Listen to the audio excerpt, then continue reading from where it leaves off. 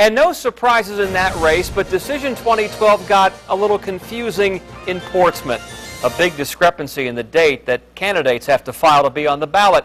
Election officials have to make a big decision tomorrow. Fox 43's Jason Marks is live in front of City Hall to explain this whole thing. Jason? Yeah, Tom, we're talking about mayoral and city council elections. That's what's going to be affected here. Now, this all stems from the deadline that candidates had to get all their paperwork into the voter registration office. The state said the deadline was today, but the city charter said the deadline was 2 weeks ago, and now the city's trying to decide which deadline it wants to use.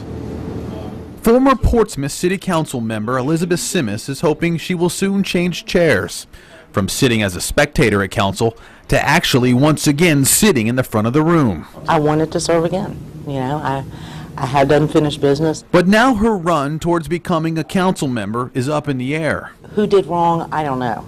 It doesn't really matter at this point. It needs to be fixed. Simis, along with a handful of other candidates, plan to file their paperwork with the voter registration according to the state deadline, which is today. The problem lies in the fact that the city charter called for the deadline 2 weeks ago. The city has asked the state for help, and the Attorney General recommended the city should use the charter deadline. Somebody said to me earlier today, well, why were you so late doing this? I said, I wasn't late, I was on time.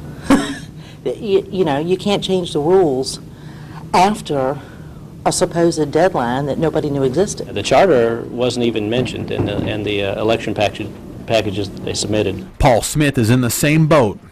He stopped by the registration office today to turn in his final paperwork to run for council, though he knows it could be for nothing. Pretty disappointed. I think a lot of people would be pretty disappointed as well.